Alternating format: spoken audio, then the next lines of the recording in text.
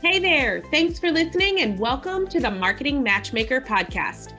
If you're looking to grow your business, increase your revenue, and scale your impact, all while staying true to who you are and the people you serve, this is the show for you.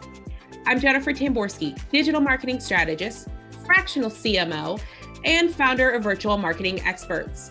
My team and I work with 6- and 7-figure coaches, consultants, and online entrepreneurs who are tired of playing the guru game of one-size-fits-all marketing. They're ready to create a business and marketing strategy that actually builds relationships with their ideal clients, creates massive shifts in their business, and rapidly increases their revenue. As your marketing matchmaker, I'm going to help you find the perfect marketing match for you.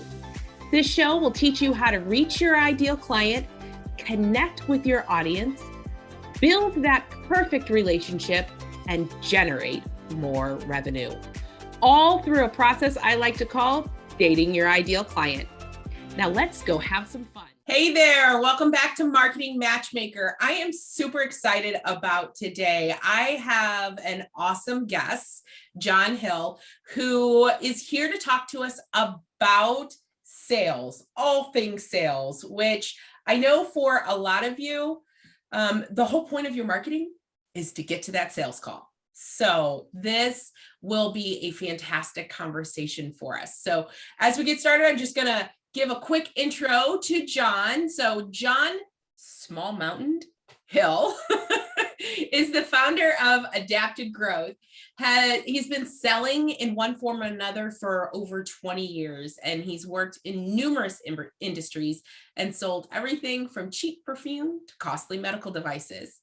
Even with all that experience, it wasn't until after he entered the small business / entrepreneurial world in 2013 that he realized he had a lot of room for improvement. He's a voracious reader, seeker of knowledge. John began learning everything he could about selling and communications to make his sales better. That led him to a passion for helping others find their own levels of growth. He started a sales consulting company in 2018 and began co-hosting a podcast, Sales Throwdown, which I'm going to have to listen to because sales is always an interesting endeavor. In 2019. In his coaching, John combines a motivational mindset with actionable, data-driven process, a method he uses to coach more than 8 sales teams internationally.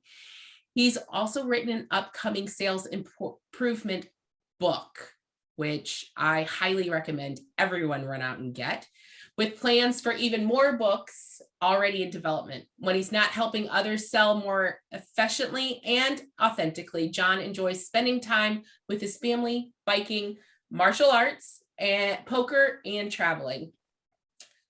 That was a really long introduction. Welcome, John. Wow. Yeah.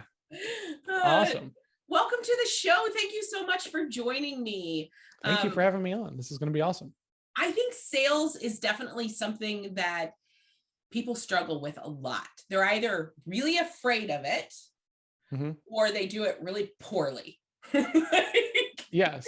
And often both. There's some Venn diagram there, and there's some overlap between those things of those things both happening at the same time. So yes, that's what we find. And you kind of take for granted the things that you do, right? And being no exception to that.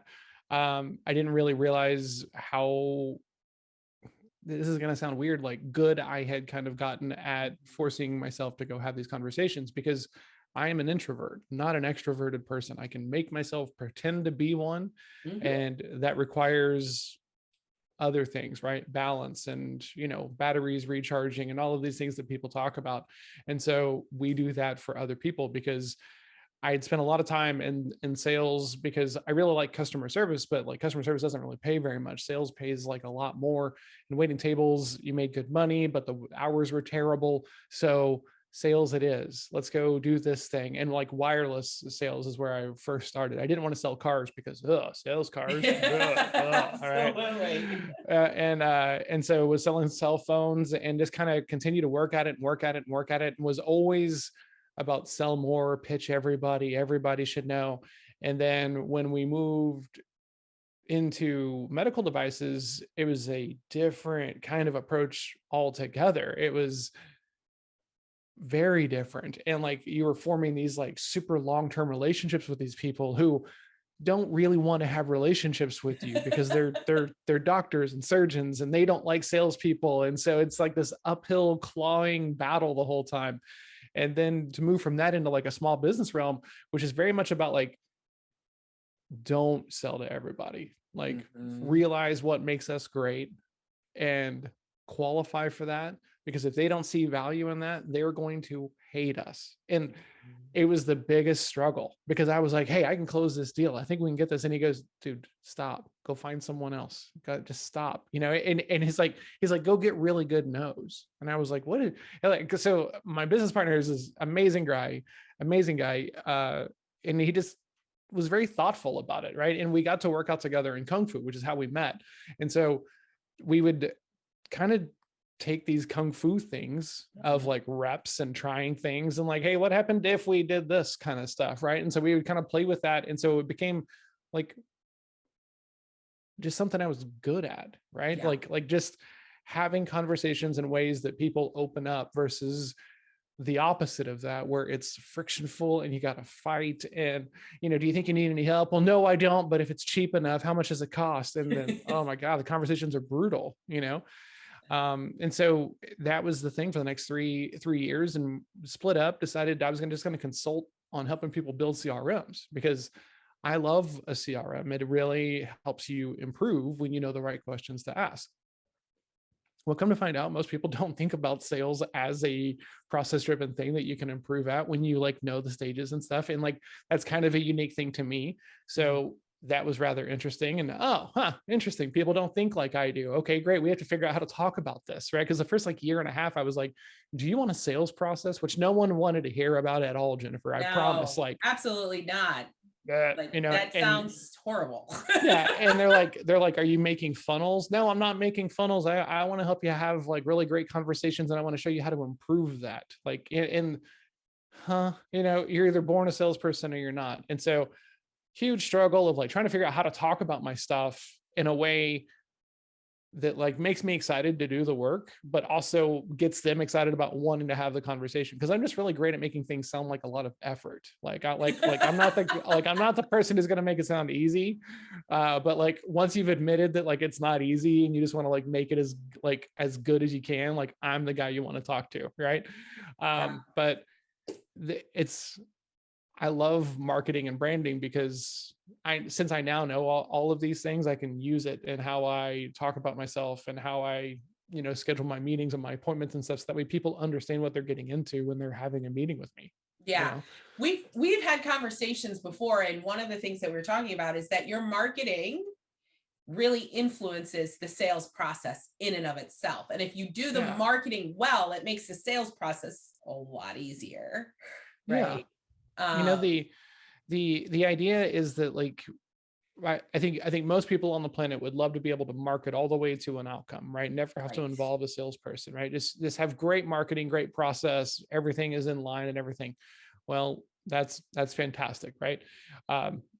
When you can get there, it's awesome until you become very concerned about quality, right? Are these people that we're bringing in, are they having great outcomes? Right? Or are they potentially not taking any kind of action and then torching us online because it wasn't just a great fit, right? So maybe we need a better way of weeding out some of the people who are not going to have a great experience with, right? And so then all of a sudden sales becomes an admissions process, right? Like, and the only thing that has changed is you now have a standard that people have to hit versus let's go sell to everybody, which is what people think sales is. And that's not what it is. Right. It's that whole, when you try to talk to everybody, nobody hears you. Right. Absolutely. When you get really good at your messaging and you're just talking to that one person that is your ideal client, and move them through the process. And that's what a whole funnel is about, right? Getting that person at the top and moving them down through the stages to weed out the ones that aren't going to be good for a sales call. For sure, because it's so cliche, but like time is a non-renewable resource, right? And people love this idea of like salespeople working for commission only, because I don't know where this originally came from, but like this idea, like no one likes salespeople because the vibe they get off and how like opportunistic they can be. But you're also going to put these people into prime territory to like make their own rules by making them commission only. So you don't really get the opportunity to like make them part of your culture and make them part of the standard and stuff like that. So it's a very like kind of competing mindset of like what salespeople are really there for and what they're supposed to do, and the optics of it from everybody else are just terrible. Like a friend of mine works at a big box company, and so he'll go in, and the people in like the production area are like, how's the golf course? Because in their view, that's how he's spending all of his time. Like he's not getting kicked in the stomach with like nose and beat down and like having to like fight for these relationships. He just like has to be at the golf course because he's not in the office, right? So it's always it's such a fascinating thing, because the views of it really impact how you handle it in your business and how you want to do it. Yeah, absolutely. I think you're right in that salespeople get a bad rap. That you have a term called ethical sales, right? And I think most people that get a bad rap in sales don't sell ethically.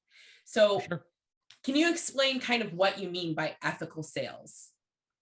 Yeah, so there's this concept of like sales stigma, and sales stigma is that salespeople are fake because they just want a way to try to talk you into this purchase, right?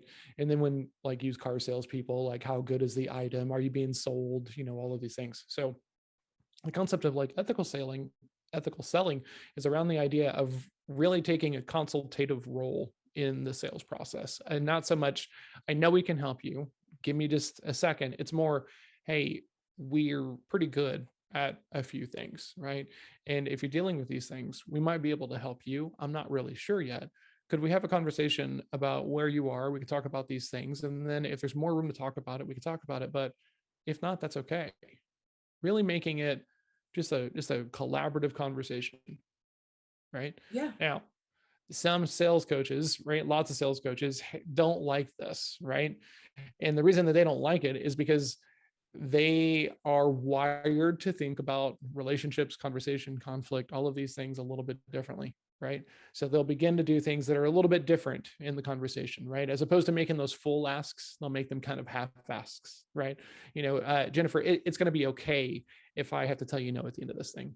That's not the same thing as, hey, Jennifer, if we decide that this is not a fit, would you mind letting me know? Right? There's a difference in how that ask is built, right? And the people who assume the sale versus people who ask for the sale, which is like a big debate in sales. Like, do you assume or do you ask? Yeah. And largely, I think that most people should ask, right? But it comes down to, how is that ask done? And when you're assuming the sale, what else are you assuming? Kind of thing, right? So if you're assuming that they want it, you're probably also making some other assumptions about like why they want you that maybe should be questioned and explored to kind of make sure that we're not wasting anybody's time. So it's about dealing with the fact, like very, very upfront, that sometimes no's are going to happen because of any number of reasons. So let's see if this should happen, right? Yeah. What that does is it creates a lot of trust, because everyone's concern is that the salesperson is just going for, trying to talk them into something. So by leading with that, you're setting an expectation that you're different from other salespeople. Yeah. Right? And I also think that in my business, I work mostly with coaches, and I think that's the essential part of working with a coach, is that they only want to work with the people that they can actually help, right? They can actually move forward. And their sales process should reflect that. Those coaches that sell anybody that comes through their door, whether or not they can actually help them, I think is where, again, you get that bad rap from sales. Yeah. Entirely. Well, now there's this whole kind of like section of the consultant coach, right? This kind of, and this is where you see like a lot of the guru people and stuff like this. And like those people have a method, right? There's a reason why they are successful at the level that they are. But there's this thing that we always talked about in martial arts, right? There are some really, really great teachers who cannot explain to anybody why they do or how they do the thing that they do. They're a really great practitioner. They're a terrible instructor, right? And there are some people who were so far the other way, right? But the people in these schools under these people were like, some of them were having great success. So it's not this concept of, one size fits all, like the one perfect thing. It's like the thing that you're going to vibe with, the thing that you're going to like take up and approach and run with, and it's when you can build that trust with a prospect, right, by doing little things like saying, hey, I might have to tell you no, you might have to tell me no, both of those things are totally okay, because I'm not like those other guys, right? Because if you don't say that, you're taking it for granted that they know that about you, honestly. Right. And when we look at everybody's inbox and everybody's DMs and everybody's being pitched on everything, why would you take it for granted? As opposed to just taking a second being like, hey, can we just like get on the same page of like, I'm not going to try to like talk you into a webinar or anything, I'm just curious, like, how do you do what you do, and it's so fascinating because some people will say no to that, right? Because I'm not trying to talk them into it. And the fact that I'm not trying to talk them into anything at all brings up the walls of some people. Well, John, interesting. Some people just don't like networking, right? Like you and I met on a networking platform, which is really awesome and unique, because a lot of how I think about sales and business development and growth comes from like how difficult or easy is it to get to the conversation, to get to the meeting, right? And sometimes it's very difficult because you want to have qualifiers. Like if you're a mid-market person, you don't want to be spending a bunch of time with like small market SMB stuff. You just can't do it because it doesn't make sense. So how do you qualify out the SMB stuff, but still keep in the mid-market stuff? Like there's targeting, there's ways you can do that. You can put a person in there to ask the question, there's any numbers of ways of doing it, but it's about qualifying to make sure that the person who was taking those calls is not like having to comb through no's that we know are going to be no's. Yeah. And I think that goes for whether you're a solopreneur or you have a sales team, having that qualification before they end up on your call eliminates a lot of that struggle, right? Then it can become a conversation rather than first pre-qualifying them and then having a conversation. Yes, exactly. And how hard is that qualification process is really the name of the game, because you reach out to someone, hey, I think I can help. Are you struggling with anything? Nope. Come on. like, let's be honest, right? But you can't be honest with me because you don't know who I am and you don't know what my intentions are. So why would you be honest with me? Like, let's lean all the way into that, There's no really great reason. So when we start from that idea of, I really only want to make sure that we're going to spend time talking about the details if the big picture stuff lines up, means that I need people to come to that conversation like full, open and honest and ready to have a conversation without the walls up, right? Because you hit the nail on the head a second ago when you talked about like coaches and like the uniqueness of selling, right? We talked about this in Kung Fu all the time, of like the impossible question of, do you have the harshest standards and you have a very small community and you're not living a great lifestyle, but like the teaching is good, right? The core group is good. Or do you just open it up and you just let everybody in, and like standards are going to be all over the place and you're not going to be known for this, but you'll have a bigger thing. And so I think of sales and business in that same kind of line all the time. Like if you work with everybody, right, once it gets past you as a salesperson, solopreneur, entrepreneur, whoever that is, like it's going to drop off behind you, right? And if you're lucky enough to have a team, they didn't sign up for all of that, right? So the better job you can do of disqualifying stuff that doesn't make sense, stuff that's going to be a nightmare for your team, going to be a nightmare for you, the longer they'll stay because the expectations are met, the easier it is on your team. And it also, it becomes easier to replace yourself eventually as a sales force, right? Because there's some tightness to the qualifying process. Absolutely. So at the beginning of this conversation, you had talked about sales having a process. Like, Mhm. can you explain what you mean by that for the audience? Like, what is your process, or should be the process? Great question. The thinking is the way that I think about it is, how do you make it as repeatable as possible? It's just kind of Mhm. how I think about everything. As a poker player, when I was playing full time, it was not so much about how much can I win, that was super important, but also how much can I limit my losses, limit my risk, limit these areas that I keep ending up in these spots that I'm so confused in. I don't know what decision to make, and like that's costing me money. Like, Yeah. you know, so I think about things in a very much of that kind of thing, like repeatability. Can you do this a lot? I talk about this with people all the time. I love these like brain teasers around the idea of like every penny is a coin, but not every coin is a penny kind of Hmm. deal. Yeah. So when you can think about those kind of loops and those kinds of like circles, right, of like kind of like a funnel is going to get smaller as you go along. Not every person is going to be needing you. Okay, so you don't need to go around asking everybody for money. Like, hey, how do you price for this? How do you budget for this? Right?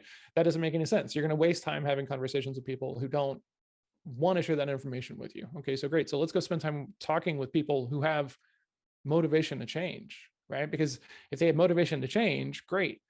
That's the hard part. Getting people to have that conversation with you as a salesperson, because if they view you as a salesperson, they can lie to you, they can cuss at you, they can do anything on the planet to you because you're like less than human in the eyes of most people, right? You can just be easily ignored. Yeah. So you have to build that. And so when you think about sales as a process, right?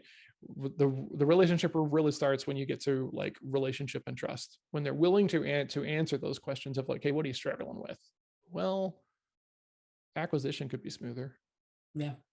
That's different than, well, we can talk about it, but if you're not the cheapest, I don't know. Like those are defensive statements. Like those are people who don't really want to have a conversation with you. So you can fight for that appointment, you can fight for that meeting, but you're fighting uphill. Like we just have to think about the effort being extended to talk that person into that meeting.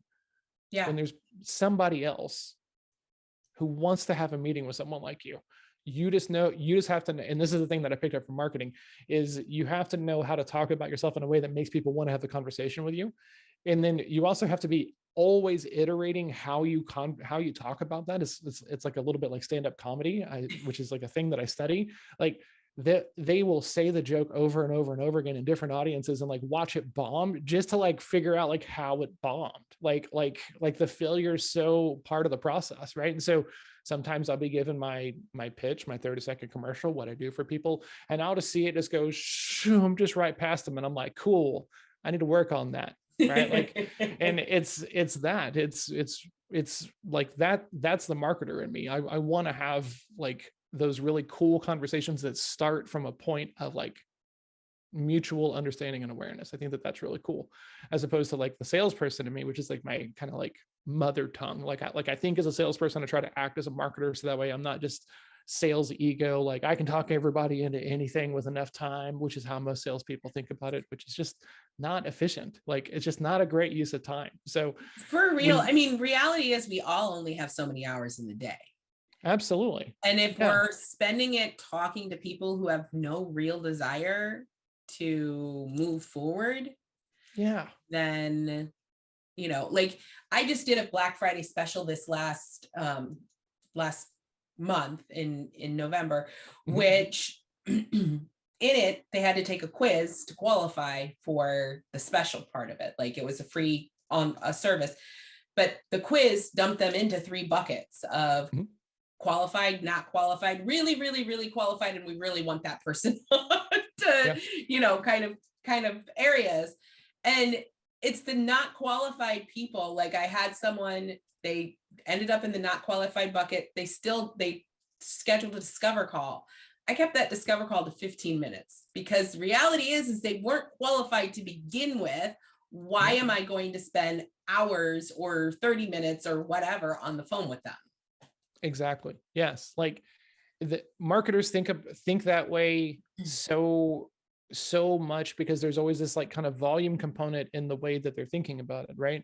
I talk about this with people because like sales mindset and marketing mindset, they compete. They're not outlined for the same kind of outcome, right? Salesperson is like, cool, work so hard to get this meeting, and it's just one-on-one, you and me. We're here. You're not leaving. I got to find an opportunity because I worked so hard to get here, right? Which is kind of like sunk cost bias, right? When you work so hard at something, you won't even shut it off because there's, you've put too much time into it, even though there's potentially another opportunity that could be way better. Right. That's sales like 101, right? And then you're making too many proposals, you're jumping around, you're too available. And then all of a sudden you're like kind of triggered and you're like, you know what? I deserve this. You know how much time I put into this relationship? And now all your decision making is flawed because that is not actually something you are owed. Right. And so when you can have a bit of a process, right, have some mental check marks, be thinking about like, hey, like, where does this stuff not make sense? Like, why should we not continue with this kind of conversation? Because ethical selling is about really thinking about everything in play, right? The other priorities, everything else that's going on. Like, just like I want to say, like, hey, you could always be looking at sales and marketing and like trying to see if there's other campaigns, avenues, ways to tweak and improve and stuff. There's also 1,000 other things to go do whenever you're running a business. Like, I need to go do a product improvement on my course. I'm like way behind on it and I'm mad at myself, but competing priorities being what they are. So knowing that, I want to know, I don't just want to talk about this thing. I want to talk about everything else that's going on. Like, how's your hiring? How's your culture? Like, how's your other stuff? Right. Like how's like off time? How are these weekends? Like, to me, all that stuff is super important because, you're going to push yourself in this lane. And so you have to have the balance outside of that lane or else you're going to burn out. Yeah, I totally agree. I hit that wall not too terribly long ago of, oh, holy crud, things have to change. So yeah. I think we all do as business owners. Like, you hit that wall, you get to make those changes, and then your business goes to that next level. But it's that wall that is sometimes painful. Let's talk a little bit about your book. Tell the audience all about it and what it is that you're teaching them in it and all of the goods. Awesome. Yeah. So the book is called Selling from Scratch, and it is on Amazon. And by the time this comes out, we should have the Audible version up. It's going to be an Audible exclusive for at least the initial part. Cool. And it was kind of a result of our COVID pivot. During COVID, people were asking, we started to do placements. We're trying to place salespeople into these kind of inbound qualifying sales role situations. And so we were doing some placements and people were saying, John, we want people who are going to sell like you. We like you. We don't want a salesperson. We want someone like you. And I'm like, well, hey, here's the deal. I am a salesperson. You were one also. And let's go find someone who is also going to acknowledge that. And we're all humans and just like wants to like do a good job, like this concept of like hunters versus farmers and everything. Like, it's so antiquated because it just terrible motivation is really what that comes down to. So during that, I had to come up with, okay, great. What is this? Because I've done lots of coaching. I worked with lots of coaches and sales training and also like peak performance and other areas. And all that has an impact on how I think about selling and the way that I think and just in general. So I just started writing. I was doing a morning show with an accountability partner. We were going live at 7:45 a.m. every day to kind of just like, how's it going? Struggle. Okay, good. Me too. Okay, cool. What's on the calendar? And just kind of like pushing each other, holding each other accountable, just like keep going. Yeah, it sucks for everybody. Keep going. And it was just writing like 1,500 words, 3,000 words today. Right. And it was just, I'm going to do it, talking myself into it, and then just making myself do it. And then I live with my editor. She's amazing. We've been together for 18 years. And so I said, here's a word, baby. Like, I think this is something. And I didn't know if it was gonna be a course or a book. And she's like, this is definitely a book, not a course. That don't do this as a course. That'd be a nightmare for everybody. Okay. And so then I was like, cool. And so I did the thing that I always do, reach out to my network. And I said, hey, does anyone have any connections with like a book coach? Got connected to an amazing woman named Sue, who was willing to kind of help us out for of the amazing partner rate of free because of already having an editor, having done so much work. And she was hugely helpful of just kind of helping us get through this thing of like not overthinking it, which is something I always do. Yeah. And we got the thing done, which is kind of surprising because I already am like, you know what, we could improve this thing, which is just everything. So the book is out. It is a way to think about selling as a process-driven activity and not a thing you try real hard at because you're born to do it or you're not. And in these things, it's really built to kind of question how people think about sales, personalities, self-awareness, and really kind of challenge people. And what's cool is I have people who I've known forever, and I give them the book and they call me and they say, dude, I'm not even through the intro and I had to call you. What do you mean? No, I've been wrong the whole time. Okay. What do you mean? One of my friends who's a Kung Fu instructor, he realized that because of his view of sales and his view of the sacredness of this art that we do, if he tried to sell it or market it, it would be him selling out. Like imagine trying to grow a thing that has got a high attrition rate. Is very hard to like wrap your mind around because it's habit driven and people want quick easy fixes, right? And like it's hard to grow a martial arts gym. And so imagine having that struggle and then also having that mindset of, if I'm trying to sell this, I'm a sellout. That's really hard. And you know what, I think there's probably more people out there like that than you think. Like I think there's a ton of people out there that a lot of the coaches, unfortunately. Yes. Right. Yeah. There's this idea of, well, attraction marketing and just kind of being present and stuff like that. And I think that there's value to that, but you also kind of have to be thoughtful of, are you building the conversation in a way that is like making it easy for them to ask? Right.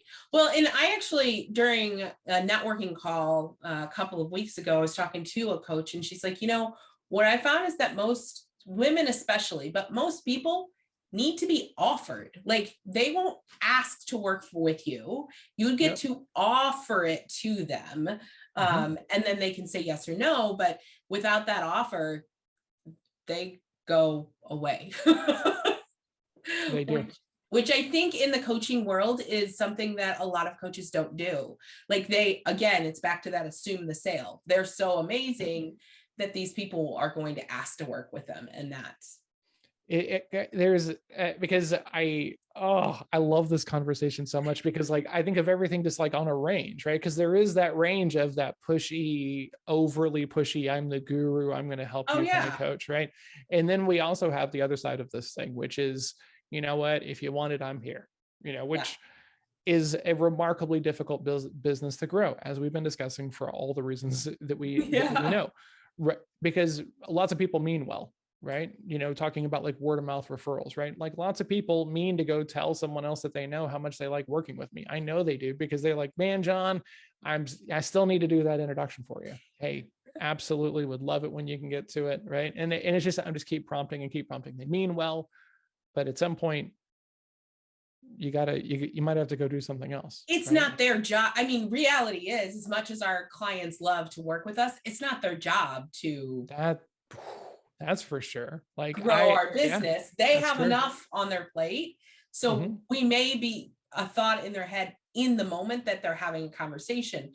Yeah. But if someone mentioned something 3 weeks ago, whether absolutely they remember. For sure.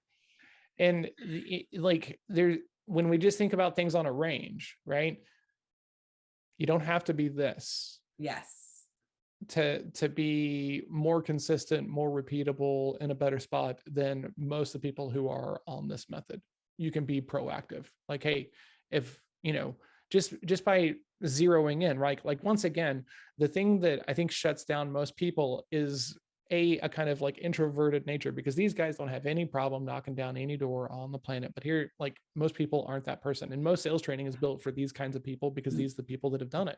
So our sales training starts from that place of like, who are you fundamentally first, right? Let's talk about that, because we're all going to view these things differently. The most direct way is always going to win, but cold calling is a nightmare for most people. So and an introvert is never going to cold call. An introvert's very rarely even going to go into the networking event to have that initial conversation with anybody. Exactly. So understanding that and understanding, I think there's also this premise that just because you're introverted, because I'm also introverted, but just because you're introverted that you're shy. And they're not the same. Like Not they're the same. two different things. Mm-hmm. So getting over yourself as an introvert and forcing yourself out there to network, to, you know, do that. I will say I will never cold call. That's not in me to do, but that's what marketing is for, right? Like that's the whole point. The Kung Fu practitioner in me was the guy who was able to kind of talk myself into cold calling and into a lot of this kind of like this mindset shift that you kind of have to go through. And there's all, when to get to greatness, I'm firmly believe, you know, mastery means that you have to go through a shift of how you think about it, right? And in marketing, like the one that comes to mind that I talk about all the time is you can have a really big list, but your engage list is really the thing that you need to go hang your hat on, because that's the thing that's actually going to like make the phone ring, drive some revenue and stuff, right? So like what do you want to brag about? What do you want to talk about? Like let's just start right there. And then sales is the same way.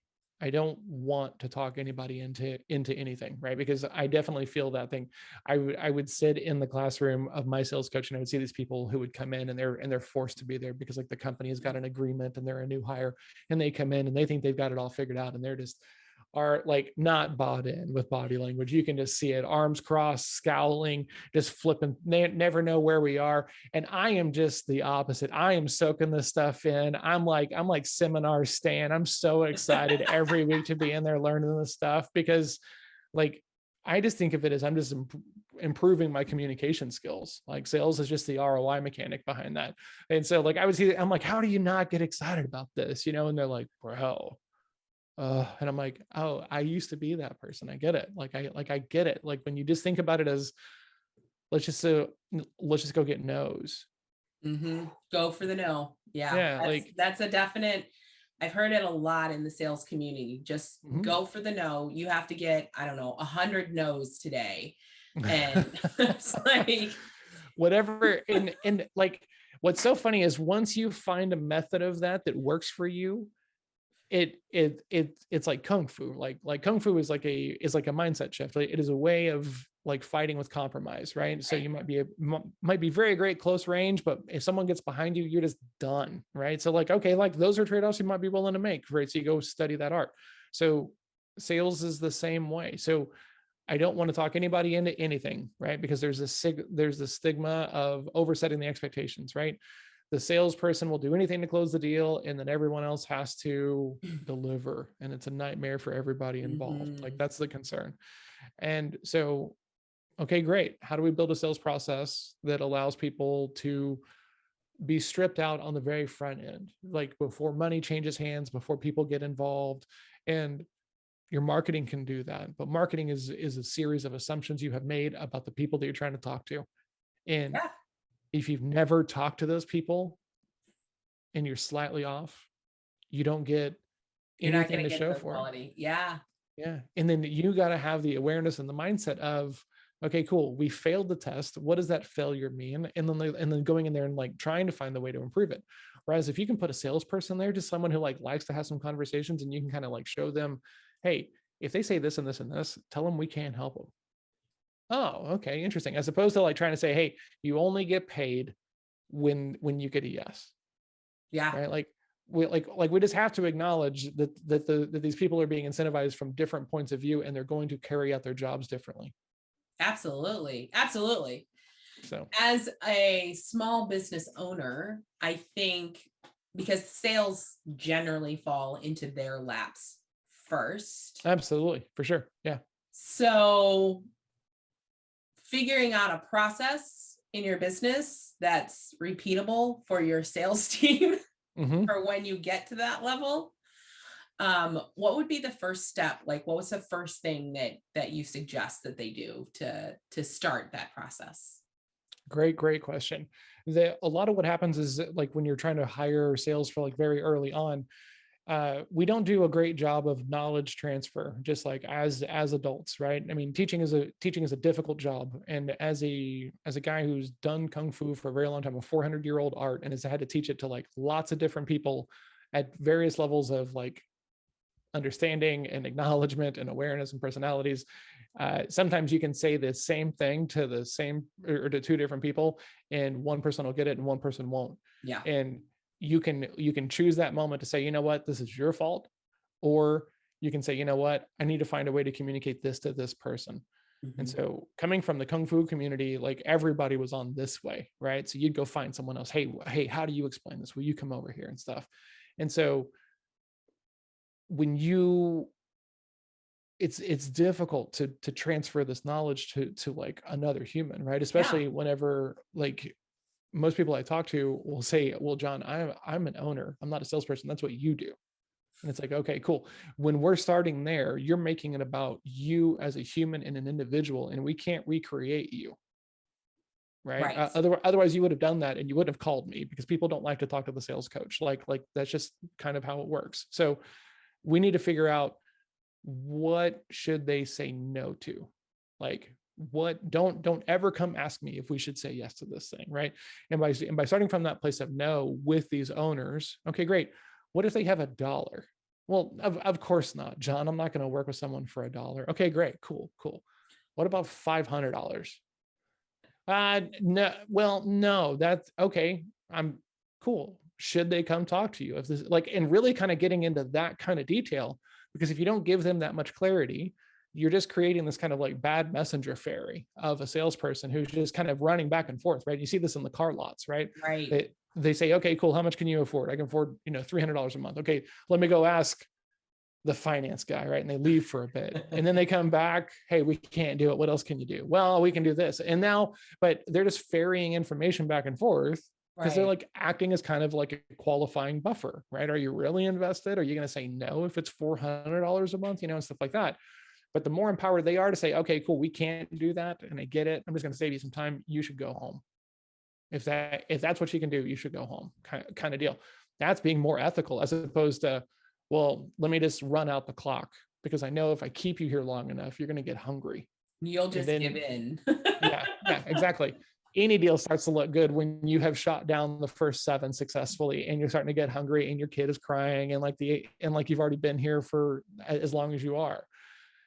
It doesn't have to be that way, right? And with something specific like coaching, like you have to want to change. Like absolutely. Yeah. And I didn't really get this for like a long time, and I would just kind of be like, you know what, I can help everybody, and I do think that I can help most people, but there's a subsegment of that population that I can have really great outcomes with. So as opposed to like trying to figure out like how I'm going to help all these people, when I'm already tuned to help these people, let's just focus on these people. Yeah. And even introverted people, when they have that kind of clarity, you are not trying to get a yes from everybody. You're not even trying to get a meeting with everybody. You're trying to figure out if a meeting makes sense based upon the things that you're great at. And if they don't want to have a meeting with you because they don't see any kind of value in talking about the things that you're great at, you know exactly where you are. And go find someone who does see value in having that. And now all of a sudden, like, this is kind of more approachable, right? Because it's not like you're trying to get them, you're not, it's hard to take a bunch of no's, right? I mean, it's difficult. Absolutely.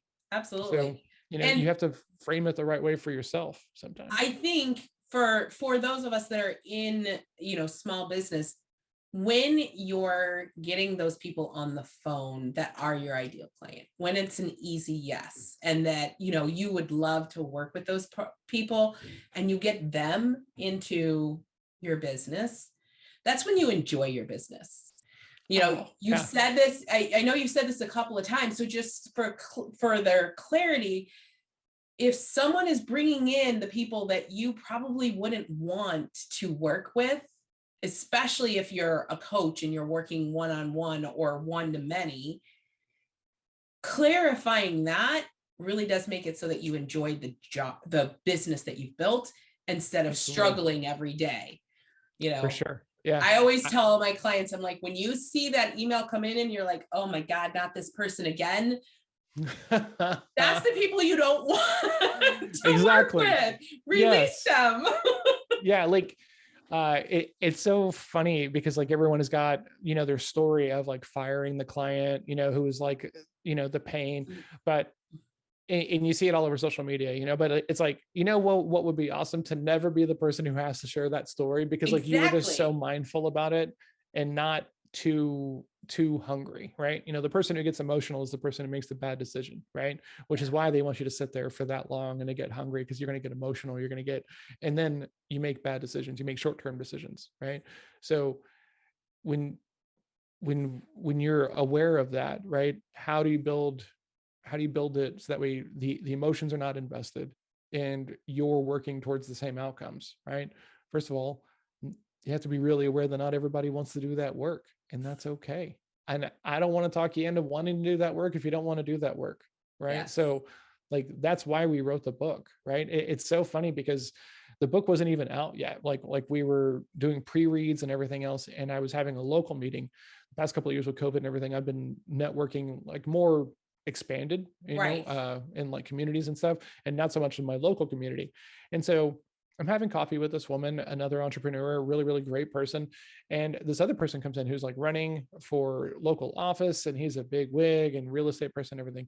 And we had met before, and I couldn't get a meeting with him again afterwards, right? And so he knows her. They have a quick conversation. He goes, "Hey, what are you guys doing?"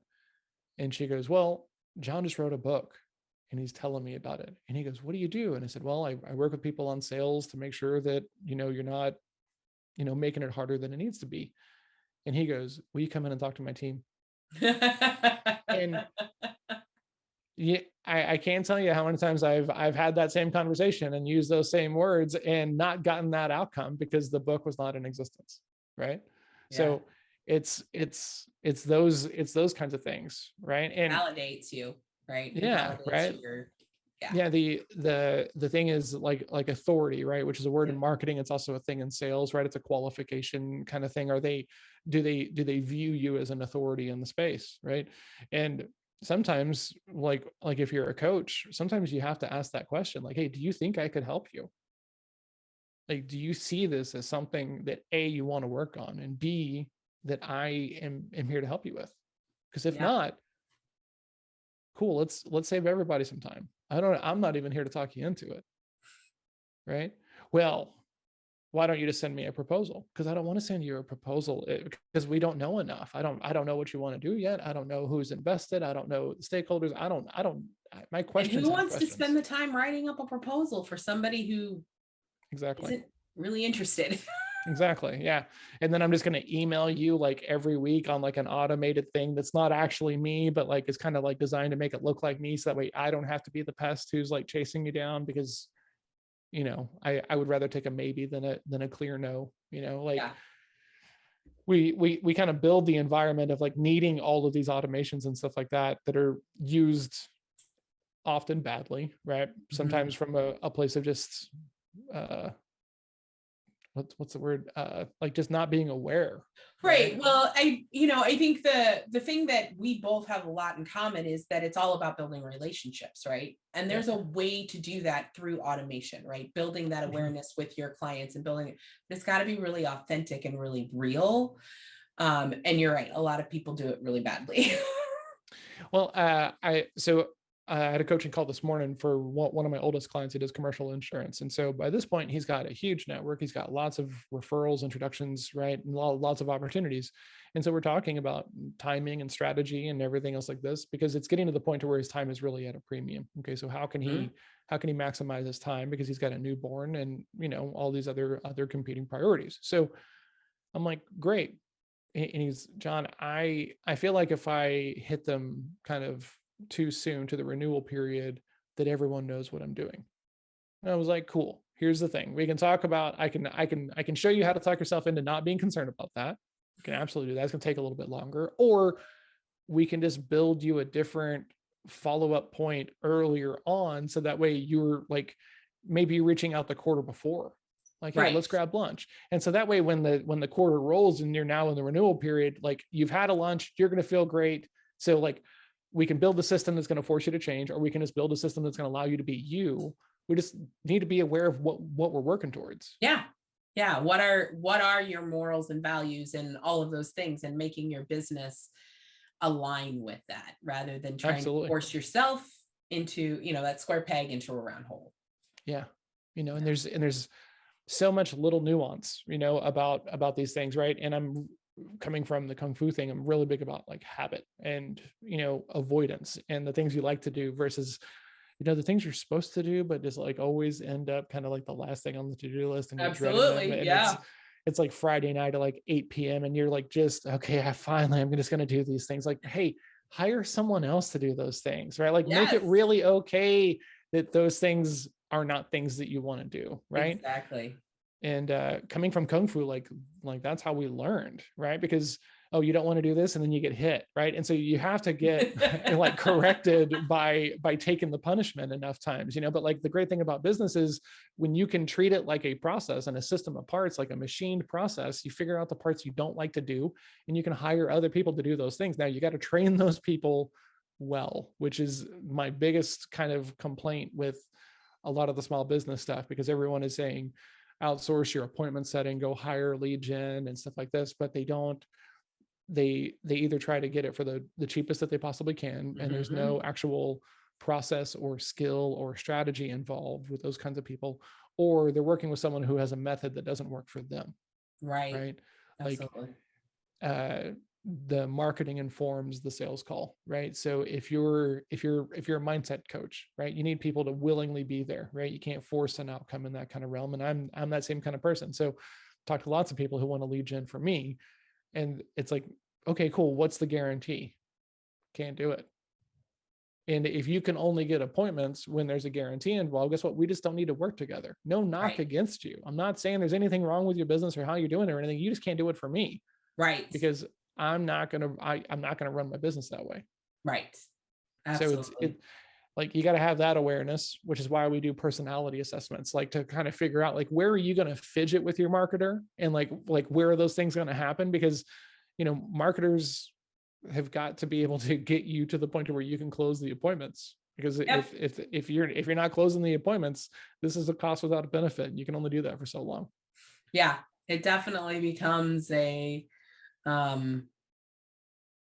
awareness for a lot of, especially the newer coaches, right? The ones that, it becomes just as frustrating for the marketer if we're sending you, we have your qualifications, we're sending them the people that you say you want to talk to, and you're unable to close any of them. It's just as much of a frustration from our side as it is from the sales side. So, well, yeah, the frustrating part about that is that, like, especially with coaches, right? They're used to word of mouth conversations, right? And that word of mouth introduction is so powerful for like shortcutting so much of the trust building process, right?